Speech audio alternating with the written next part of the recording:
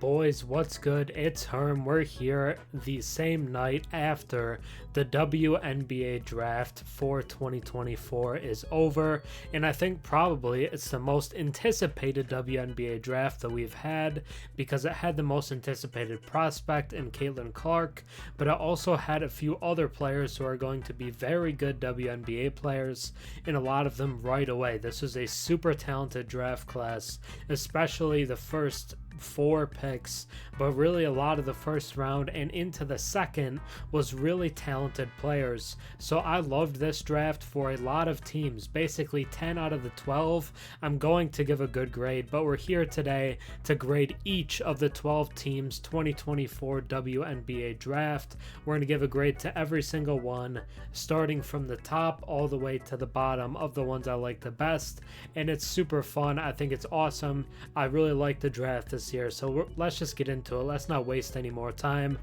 But hey, think about subscribing. It's free, it's easy, and if you don't like the content, you can always unsubscribe later. But now let's get into it, and at number 1, it is the Indiana Fever, who rank as the top team in this draft to me, and it's just because of who they got at number 1. They get Caitlin Clark at the first overall pick. It is a point guard heavy draft for Indiana, and I had to give them an A+. I almost put another team over them. I was really close to doing it. The number 2 team was also phenomenal, but Caitlin Clark, getting her is going to change everything for the Fever and maybe for the league. Her jersey on the site there sold out extra small, medium, large, and extra large within an hour. Her jersey was sold out in all of those sizes on Fanatics.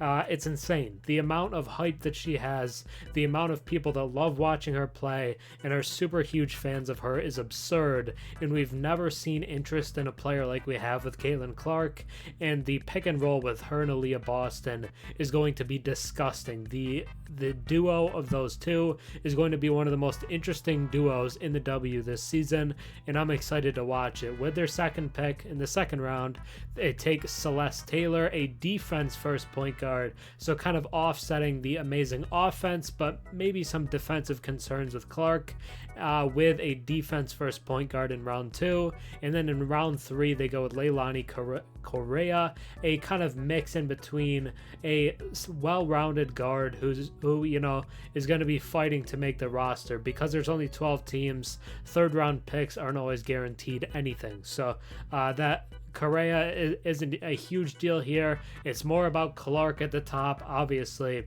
as a phenomenal player, and then Taylor, I think, as a kind of nice chess piece to kind of offset some of Clark's weaknesses.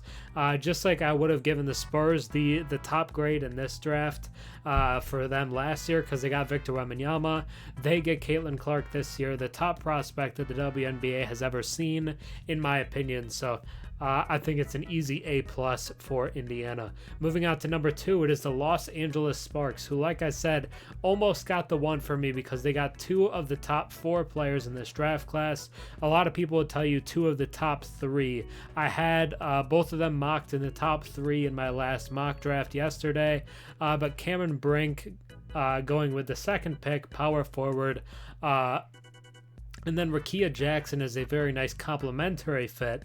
It could have worked out differently where they ended up with Brink and Cardoso, which would have been a cool Twin Towers lineup type thing, but just basketball-wise, seamless fit-wise, Brink and Jackson were the easiest fit of the 2 through 4 selections, so getting them together makes a ton of sense. A power forward who can be an elite rim protector right away, will be one of the best rim protectors in the league immediately, but the offense is coming along as well and is extending her shot to almost 3-point range, so allowing her to be your defensive anchor while continuing to grow offensively, I really like. And then Rickea Jackson is going to be a plug-and-play offensive player right now.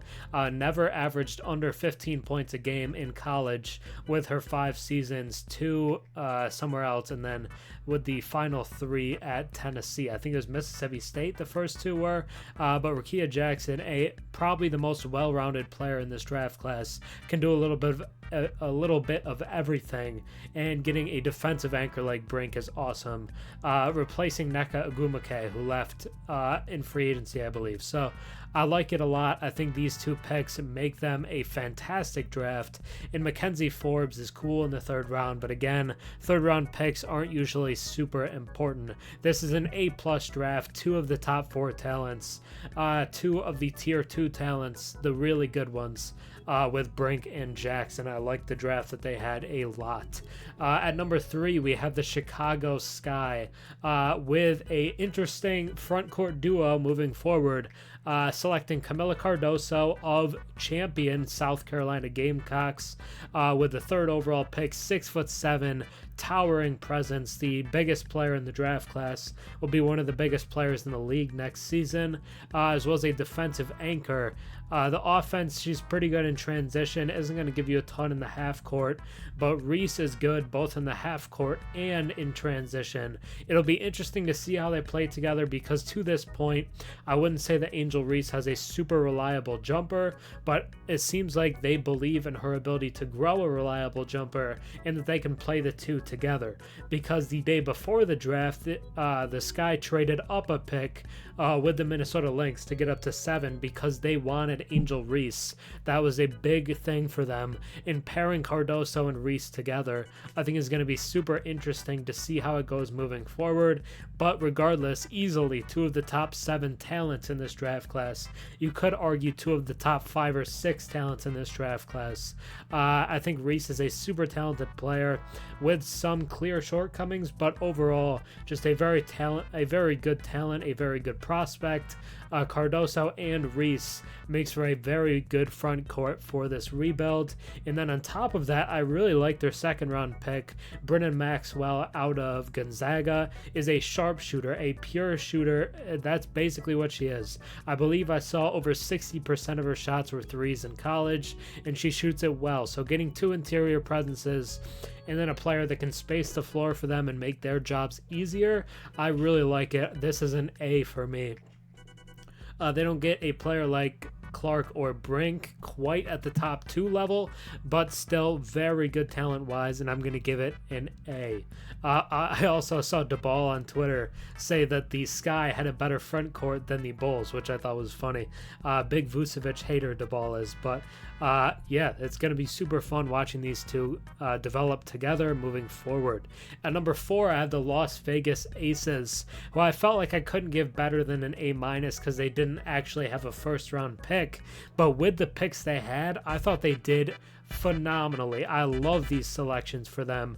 Daisha Fair as a scoring guard off the bench. They're super good with their starters, but some more firepower off the bench isn't going to hurt.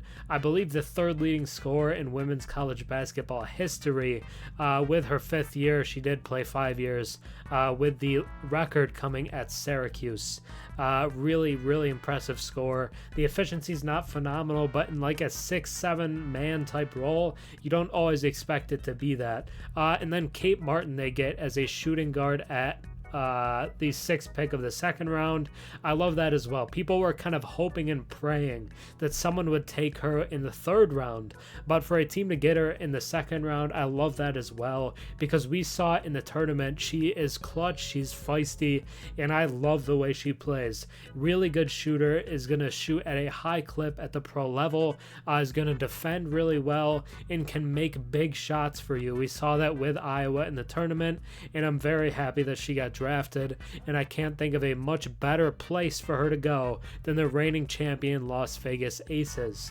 And then they get center Elizabeth Kitley out of Virginia Tech, who was undoubtedly a 1st round talent, maybe a top 8 talent in the draft class, but tore her ACL with Virginia Tech right before the tournament, is going to be out the entire season, but now has a chance to learn under Candace Parker for this season, and maybe Candace retires after this year, and then Elizabeth Kitley gets a much bigger role heading into the 2025 season. So it's kind of a value pick moving forward, but getting Kitley as well as Fair and Martin, I think is phenomenal value, and the rich are getting richer with the Aces. love the draft class. No first round pick, so A- is the best I could do, but again, I love it. I think it's phenomenal. At number 5, we have the Dallas Wings, and the big thing here is JC Sheldon. Probably the best perimeter defender in this draft class is Clamps, and getting her as your point guard of the franchise makes a lot of sense. I don't think it's an A-level draft class, but they took the best player available at 5 with JC Sheldon, and then they did a pretty solid draft and stash with Carla Leet at number 9 out of France. A combo guard, can play some point, can play some shooting guard, is only 19, might not come over this season, that's fine, but I think getting the two of them as maybe your backcourt of the future down the road, I really like it, and I'm going to give them a B-. Moving into number 6, we have the Washington Mystics, and they didn't have a ton of stockpiling of talent here in this draft class, but I think Aliyah Edwards is a very, very talented player. So getting her with their top pick is why I'm going to give this a B+, because she can defend basically all 5 positions, is super versatile as a defender, sets really good screens, and I think, well, you know, we don't want to get controversial here with the screens, but I think that's a great pick. Was a steady presence over the past couple of years at UConn, was an All-American this season, and was a great kind of sidekick to Paige Beckers at UConn, and getting her as like a centerpiece of your front court with the 6th pick, I think is really solid. Has all-star upside, I think, in the WNBA. Won't be that in year 1 or anything. I think that's unlikely, but I think she's going to be a good player pretty early on. They also get Kaylin Truong out of Gonzaga, and then Nastja Claessens in the 3rd round. But again, this grade hinges on Aliyah Edwards, and I'm going to give them a B+. At number 7, I have the Atlanta Dream, who kind of went international in this draft, with both of their first 2 picks being Australian players. Nayadu Puak with the first one at number 12. Really good athlete, hasn't shown a ton of versatility as a scorer to this point, but again, one of those players that's really young, only 19 years old. Her offense, you're banking on it developing, but she's going to be a really good defender right away, is going to be a solid rebounder, and just gives you a little bit of everything. And if the offense comes around, it's going to look like a really good pick. And then you have Isabel Borlas with the 8th pick in the 2nd round, which I love. I was super high on her. I thought she should have been a lock to be a first-round pick. Was first team all WNBL this season at just 19 years old, and is very advanced in a foreign league for her age. So getting her, I think, is a super good talent play, and even if neither Puak or Borlas play in this season, I think this is a win for Atlanta, and because of that, I think they got the 2 best draft and stash players in this draft, so I'm going to give them a B. Moving into number 8, I have the Minnesota Lynx, and this one again is on the 1st round pick, Alyssa Pilley out of Utah with the 8th pick in the draft class. They needed power forward play due to injury, and she's going to be a good power forward for them. Just a little over 6 foot, is a little undersized, but because of her frame and her physicality, is going to be really good. Shot like 55% from the field, 40% from deep, and a little over 80% from the line last season at Utah, while being a 27 points per 36 scorer. Is just a super talented offensive player. We'll see how she moves her feet on defense and if she's able to stay in front of people on the perimeter, but the offensive game is really advanced, really worked hard to become a star player at Utah after being kind of like a decent rotational player at USC, goes to Utah and blossoms into a star. The work ethic is there, clearly a very talented and hard-working player, and I think this could end up looking a lot better than the 8th player in this draft class, so I do like this one for Minnesota. I'm going to give them a B. At number 9, I have the Seattle Storm, another team without a first-round pick, but I love this because of who they took in the 2nd round, Nika Mule, with the 2nd pick in round 2. I had her as a first-round pick in my last mock, was the Defensive Player of the Year in the Big East. two-time Defensive Player of the Year in that conference, shot over 40% from deep last season, and averaged over 7 assists per 36. Just feels like a perfect role player. I don't think she's going to be a star, but she fits so well amongst basically any other player you may have because of her ability to lock down defensively, shoot the ball really well, and then play make for others. You have your typical 3-and-D players. You see that in the NBA all the time, but they usually don't have this passing ability that she has. So you have the 3-and-D aspect with very high level playmaking, and I think that makes her really valuable, and I think it's a steal at pick 14. Again, not going to be their star, but is going to be a very, very big piece for them for years to come. And because of that, I'm going to give them a B-. At number 10, the last team with a good grade, we have the Phoenix Mercury, who didn't have a pick until the 3rd round.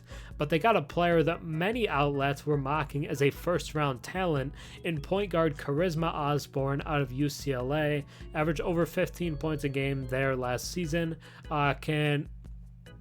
Can score the ball, can play make, can play some defense. Pretty well-rounded point guard prospect. And I think getting her in the 3rd round is just tremendous value. So because of where they got Osborne and the level of prospect she is, I'm going to give them a B-. Now getting into the teams where I didn't like their draft as much, starting off with the New York Liberty, I'm going to give them a D+. Marquisha Davis went with their 1st round pick, with the 11th overall pick. Not a bad player by any means, and I think it makes a lot of sense to get a defensive-minded player with your 1st pick for a team that's so good offensively but has some defensive shortcomings. The type of player they took made sense, but I just thought a player like Nika Mule was a much better selection there than Davis. Davis felt like a bit of a reach, and then they needed some rebounding, so they took Martinez and Carter in the 2nd round, and then Davis in the 3rd round. But it just felt like basically at every pick the Liberty had, there were better prospects they could have taken, but they kind of reached instead for these other players that weren't projected at these levels. So maybe it turns out to look really good. Maybe their analytics department knows something that we don't. But at first glance, I just don't love the names that they got. And I think there were better selections at pretty much every pick that they had, except for Caitlin Davis. The 11th pick in the 3rd round, it's kind of a crapshoot. Take whoever you want. But the other 3 picks, I just didn't think that they were the best selections there. I'm going to give them a D+. I just thought it could have been kind of significantly better than it actually was. And then with the Connecticut Sun, I have them at 12. I'm going to give them an F. I really did not like their draft class. Going with Layla Lacan, the point guard, at pick 10. So many better point guards on the board than Lacan. Yes, I get the draft and stash thing. It makes sense. But Isabel Borlas, way better. Nika Mule, way better. Even the girl out of Gonzaga would have been a better pick. Daisha Fair as well. It just felt like there were so many better point guards that made more sense for Connecticut than going a draft and stash player like Lacan. They kind of needed point guard help immediately, and getting Lacan at pick 10, who might not play for you for 2 or 3 years, I just don't understand it at all. Then in the 2nd round, they go Tiana Jackson, better centers available, and then Helena Puello with the 10th pick, another point guard. So just take 2 point guards that aren't as good as other point guards that were available. Doesn't make sense to me. And then Abby Sue with the pick in the 3rd round, a shooting guard. And this is a more extreme version than the Liberty, where I thought they were reaching aggressively. There were a ton of draft and stash players in this class, but Lacan was not viewed by pretty much anyone as a 1st round pick. Was probably the most shocking pick of the 1st round, at least to me. And then the 2nd round picks, I thought there were better options there as well. So I'm going to give the Connecticut Sun an F. That might be a little harsh. Maybe it should be like a D or a D-, but I just thought it could have been better. They get 4 players, and I don't know if any of them are going to be contributors on their actual team. So because of that, it's just hard for me to give this a positive grade. But this class was phenomenal. Again, I loved the draft basically for every team except for the last 2. So I think it is special, like I have in the thumbnail here. This draft was special, and I loved it for a lot of teams. The Mercury getting Osborne in the 3rd round, again, phenomenal value. Nika Mule, I think, was a steal for Seattle at 9. A lot of teams doing impressive with not great like haul of picks, but they still found value where they were at. Pilly going to the Lynx makes a lot of sense. I love both the draft and stash players. The Australian picks that the Atlanta Dream got, the Mystics getting Edwards was perfect. I thought made a lot more sense than going Reese at 6, so I liked it for them. The Wings getting Sheldon and Leet as their potential guard duo moving forward. Again, really good. The Aces, I thought, did a phenomenal job at stacking up on high-level talent in the second round. The Sky get 2 Twin Towers, the centerpieces moving forward of their front court. Love that. The Sparks get 2 of the top 3 or 4 players in the class. Great talent. And then the Fever get Caitlin Clark. So an awesome draft class filled with really good players and a lot of picks and players matching up together that I think make a ton of sense. And this is probably the most watched WNBA draft ever, would be my guess. And I hope it lived up to the hype because I really liked it. Think about subscribing. That's going to be it for me today. So I hope you guys have a good one. That's it. Again, I hope you enjoyed. Think about subscribing, give it a like, let me know your thoughts down below. But that'll be it for me. Peace.